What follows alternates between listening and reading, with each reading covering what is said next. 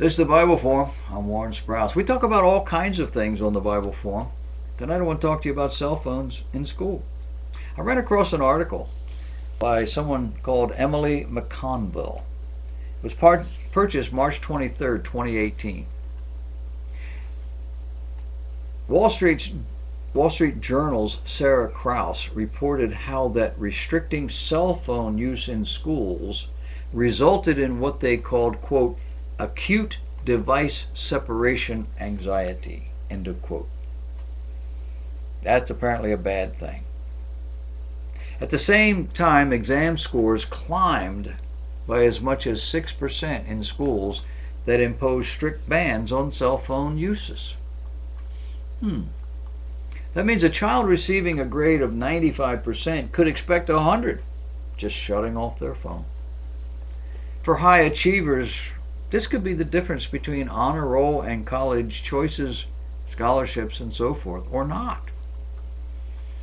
Researchers at the University of Texas and Louisiana State University surveyed cell phone policies across schools in 4 English cities since 2001, studying how exam scores changed before and after the bans were enacted. They wrote, "We found the impact of banning phones for 3 students equivalent to an additional hour a week in school, or to increasing the school year by 5 days. 5 days doesn't sound like a whole lot. But they also found was that the higher performing students were not affected either way by cell phones. Only the lower performing students. The authors noted, quote, allowing phones into schools would harm the lowest achievers and low-income students the most. The Washington Post said one reason cell phones are a problem is that they are everywhere. According to Pew Research, 95% of teenagers in the United States have access to smartphones, and half of them say they're online practically all the time, including night. One has to ask the question, where are the parents? I know my child is texting in the middle of the night. That cell phone is mine. It's called parenting. Apparently that's a lost art. Or science. The Center for Media and Child Health at Harvard Medical School estimates that teens spend more than 9 hours every day consuming media through their mobile devices. Half of American teenagers say they are addicted to their smartphones. Many teachers and parents believe smartphones disturb children and harm their learning in school. In the Canadian province of Alberta, for example, 3 out of 4 teachers believe that students' ability to focus on educational tasks has decreased in the past 5 years. Finland's slippage in international student assessments has happened at the same time as teenagers increase screen time. Similar trends of stagnated or declining student achievement have been noted in many developed nations recently. Thirdly, children's rapidly declining mental health has led many parents and teachers to wonder what's going on in their lives. You got doubts about this? Consider these alarming findings.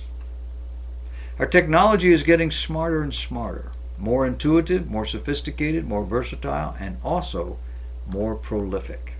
It used to be easy enough to say, put away your cell phone, when the only thing it did was make a phone call or a text. But now it's also your calendar. It might be your note taker. You may be taking a picture of the board to get your homework assignment. It may be recording something you need. And there may be kids with differences or disabilities who prefer using these tools as a way to access schoolwork. Teachers also have their own devices in their hands. Since 2008, teacher Anita Charles has been part of the scholarly discussion about cell phone use in schools. That year, she observes classrooms and interviewed high school students and English teachers for a paper that was published in the journal American Secondary Education in 2012. She found that where schools attempted a blanket policy, invariably it was unenforceable. Teachers and students developed workarounds.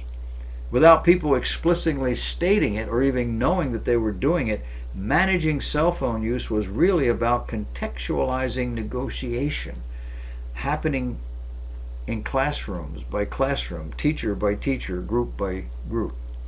Overwhelmingly, she found that standards around cell phone use were founded on how students and teachers were building relationships with one another. There's a novel idea. Relationships. Might be something parents could consider. Might solve some problems.